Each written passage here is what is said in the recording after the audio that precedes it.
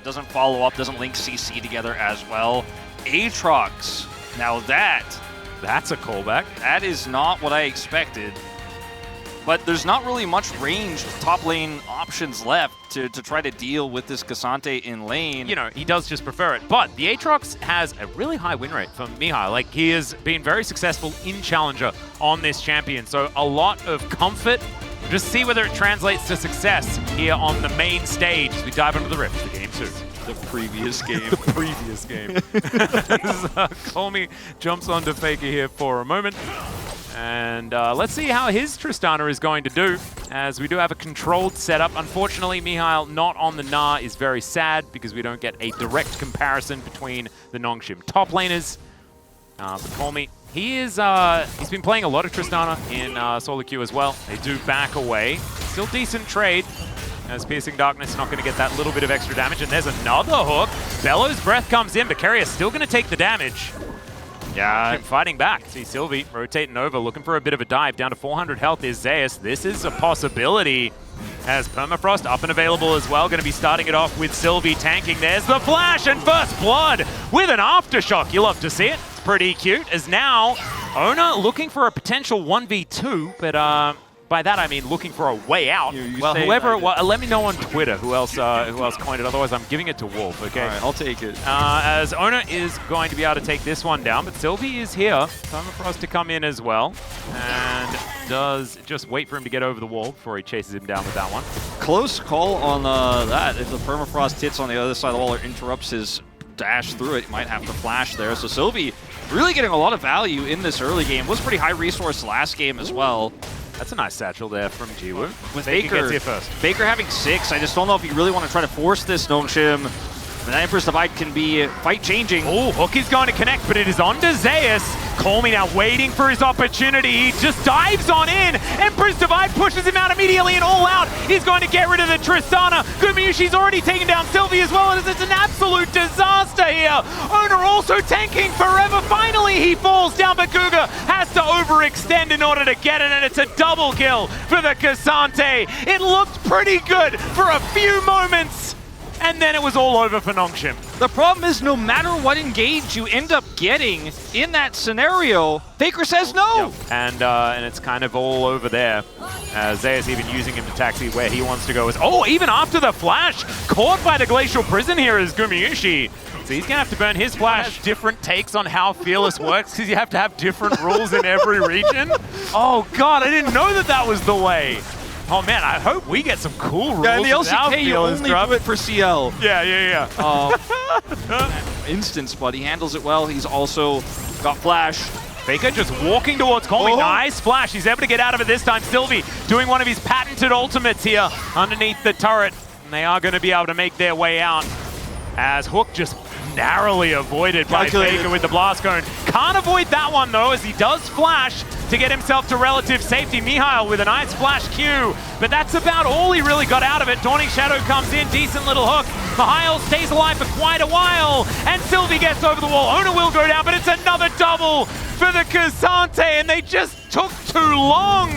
And Zeus is going to be able to cut them down. Carrier finds the knock up onto Sylvie as well, who's on the wrong side of the rift here, and he just gets searingly charged. Fortunately for Sylvie, not able to find that one. Hook is going to connect here from Guga though, as Carrier in position. And Guga immediately feels a little bit uncomfortable about the decision he just made. Punished immediately, Faker able to grab that kill. And Nongshim now find themselves without a support, and it's kind of crumbling, it's kind of falling apart. And it's feeling like T1 just has Nongshim exactly where they want them. It really does. Falling apart at the seams here after a series of really close to greatness plays, but yeah, you know, T1 were just the stronger team on the day. It's not over till it's over, but it's feeling pretty close. Feeling like it's getting there. I also think that T1 upgraded their draft as well with this one as Cease and Desist comes in. Mihail is going to get all outed and destroyed. The Mega Inferno Bomb just not as mega as it has been in other games in the past. Yeah, that's like the moment where, you know... Okay, hold up. All right, Sylvie, he's looking to try and get out of here. Might be able to do so, as Bellows Breath is going to absorb the Glacial Prison.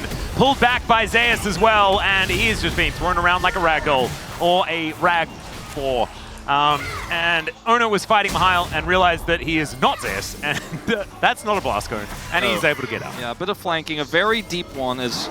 Oh, max range hook from Guga, and he is going to be placed underneath the turret. Mega Inferno Bomb does go down. The Ignite absorbed by the Zhonyas and Faker. He does have to flash, but he does make it out as well. To annoy him, and he's also absorbing all of that pressure. Yeah. All Nongshim want is to kill Faker.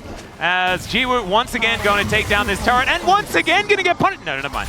Oh, there's the cease and assist. 1v3. Ona says, all right, he'll trade his life for it. As Faker, he was rotating over, but he was sort of 1v3, but he's actually just fine. As he is going to survive once again, walks away with 300. Zeus goes all out underneath the turret. The double knockup is just gorgeous from Carrier, who's able to tank for about 16 years. I think I was rounding down on that one as well. As Sylvie, he's able to Arctic Assault his way out, but the rest of his teammates are lying in the sand, and that is going to be the outer turret falling. T1 making short work of this one. That was set up as, okay, maybe this is the caster curse. As Jiwoo looking for that flank angle. Gumayushi gonna flash another one to Aslan. As now Guga, he will find Faker. How does he get out of this one? He's got, no, never mind, he just doesn't. And Zeus, he's found Mihail, does push the Aatrox into the wall, but maybe that's exactly where Mihail wanted him. Finds the third Q, and that is going to be the kill going over to Call Me. This is when Nongshim hold up the game one playbook, and they're like, all right, Baron, go to Baron now. As Cougar's going to buy time. He is definitely doing that. The Ram comes out. Nice buffer on the dredge line. As we can see, he is buying time because the Baron currently going down right now. T1 taking their frustrations out on the Nautilus. Final punch does come on through. Looking forward to Arcane as well as the Rift Herald is going to do some scouting, and he gets the information that the Baron does go down. Wait, how many laps? And Guma's like, well, now it's time to take the inner turret, and he's not going to be able to get there. Runs out of time on that one. We're going to try and make sure he's there to contest this smite.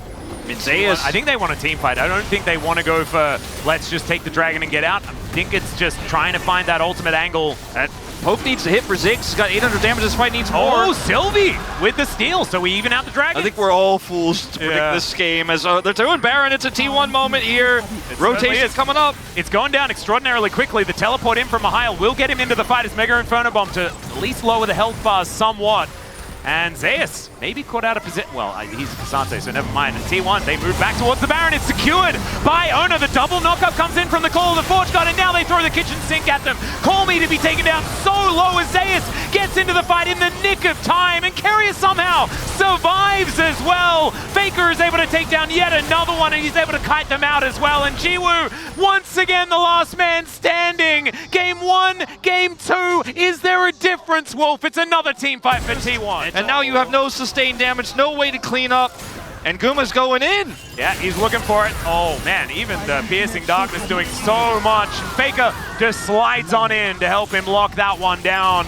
T1, they secure the delayed ace. They really do wad it up. And wind up their arms. Oh, wow, okay. Bye-bye.